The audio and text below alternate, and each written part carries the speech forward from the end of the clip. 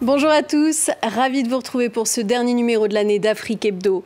Nous partons tout d'abord pour le Togo où le centre de formation SIDAP forme les jeunes à l'agroécologie. Ils apprennent des techniques plus vertueuses pour préserver l'équilibre des écosystèmes. En Tunisie, le caroubier revient à la mode grâce à sa résilience face à la chaleur et aux sécheresses. Cet arbre fruitier, peu gourmand en eau, se cultive facilement et offre de nombreux débouchés économiques. Explorateur du patrimoine gustatif du continent, il fait la promotion d'une haute cuisine inspirée par les terroirs, traditions et savoir-faire. Le chef Christian Abégan vous a concocté un menu de fête de fin d'année. Il est notre invité. En matière d'adaptation au dérèglement climatique, l'agroécologie a fait ses preuves un peu partout sur le continent africain. Ces méthodes de production agricole respectueuses de l'environnement sont adoptées par un nombre croissant de professionnels.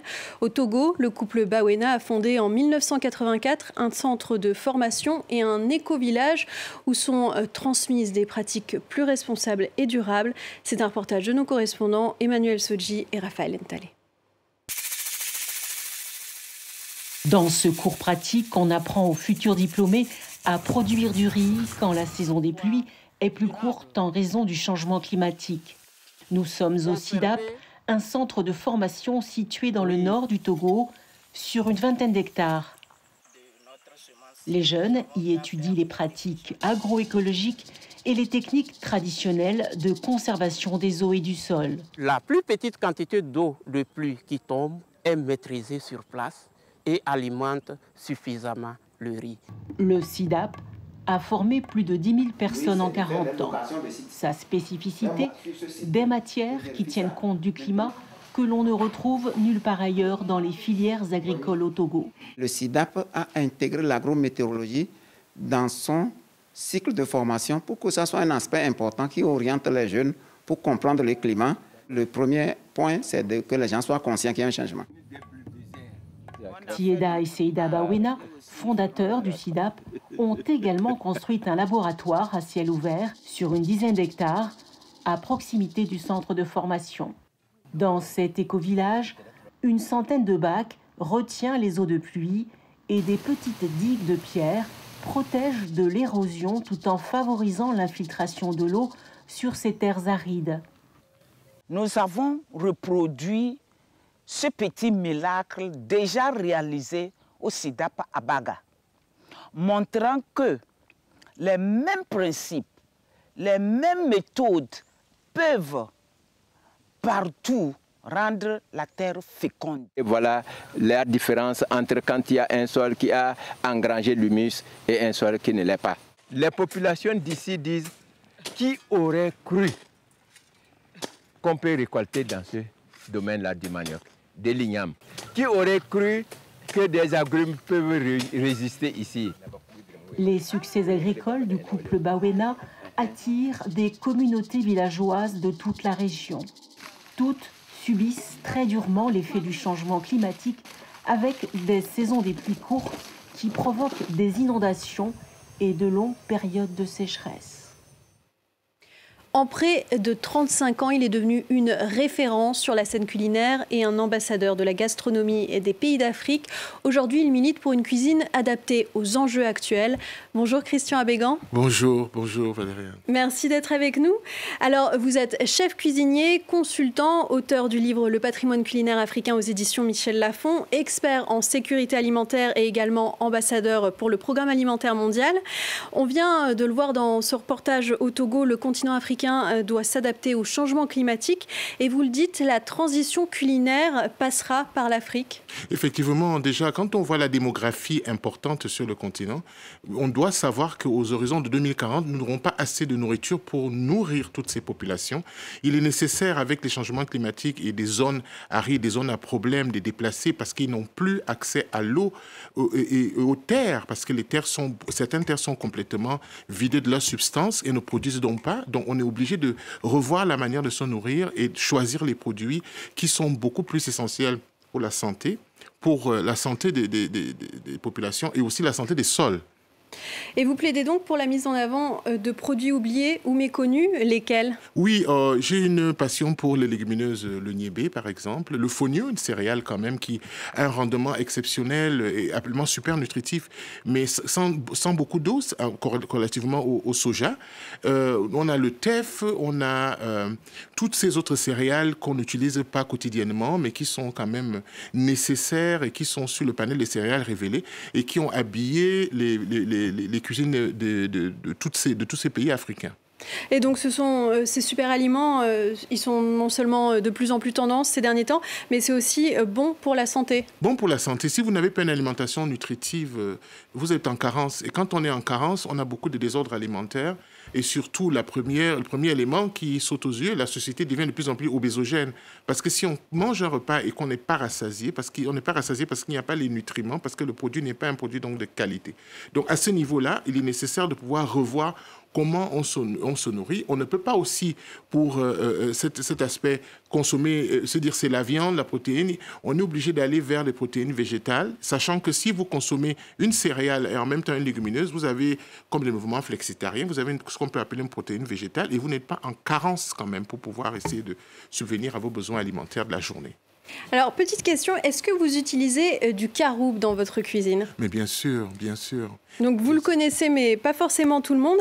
Le caroubier, c'est un arbre de la famille des légumineuses. Son existence dans le pourtour méditerranéen remonte à l'Antiquité. Ses multiples vertus encouragent les agriculteurs tunisiens, notamment, à en planter de plus en plus. Voyez ce reportage de Lilia Blaise et Hamdit Lili. À Bizerte, au nord de la Tunisie, ces agriculteurs luttent à leur façon contre la sécheresse, dans cette région qui souffre du manque d'eau. Siwar Enaifer a par exemple suivi une formation en permaculture.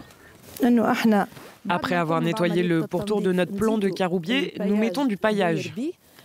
La paille permet de contenir l'évaporation de l'eau du sol et donc d'alimenter la plante. C'est pratique quand on manque de pluie comme ici. Le caroubier, un arbre robuste, facile à faire pousser et peu gourmand en eau. L'avantage avec le caroubier, c'est qu'il lui faut de l'eau les 2 premières années de sa croissance. Et après, c'est un arbre assez autonome qui peut résister à la sécheresse.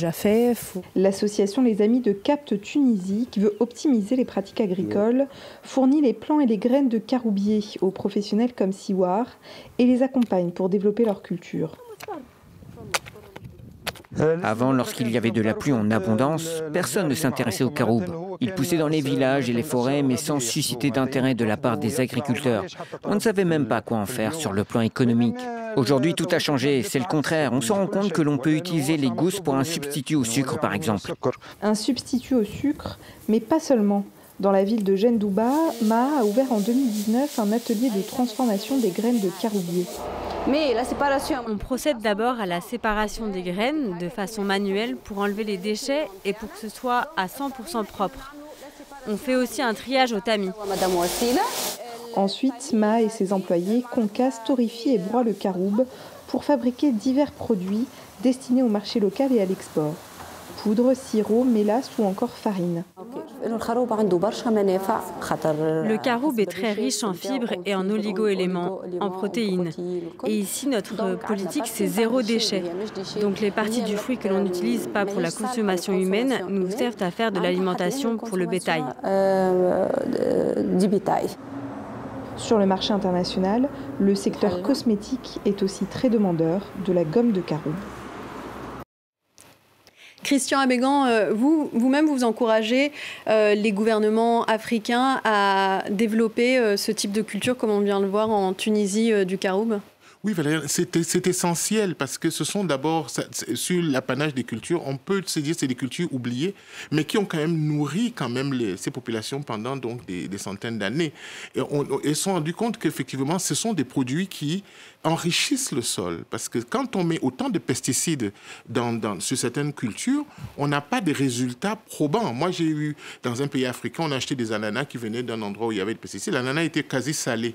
Donc, c'est question de pouvoir ramener amener cette transhumance aussi, parce que ce choix de ce qu'on met dans les terres est essentiel, et ces types de produits, surtout les légumineuses, parce qu'elles donnent de l'azote au sol, donc enrichissent dans les sols. C'est pour ça que c'est essentiel de pouvoir aller vers ces cultures, et que moi j'encourage le gouvernement, les porteurs de projets, de pouvoir assister donc à ce qu'on puisse remettre cette transition nutritionnelle en avant sur le continent africain. Vous avez aussi, tout au long de votre carrière, codifié des savoirs culinaires ancestraux. Oui, vous savez, si l'Égypte fait partie de l'Afrique, comme je dis toujours, il y a 5000 ans d'histoire quand même. Hein, et ces savoirs ne doivent pas partir, ne doivent pas. Et ce qui m'a inspiré, c'est quand même la codification d'Escoffier, parce que moi, j'ai quand même, j'ai fait mes études en France, j'y vis, etc. Donc, c'est transposition de sécurité sur le choix des produits, sur comment on peut faire les choses, les sauces, et la traditionnalité, et surtout la majesté des bijoux culinaires que j'appelle donc les épices, dont je suis passionné, donc j'en crée tout le temps. Cette codification est nécessaire pour l'avenir, pour la santé surtout, parce que les bouillons chimiques qu'on met dans les plats, forcément, dénaturent la qualité gustative qu'on peut avoir dans des recettes. Et cette codification nous amène à revoir comment on pouvait se nourrir. Et on ne consommait pas autant de viande, Valériane, tous les jours.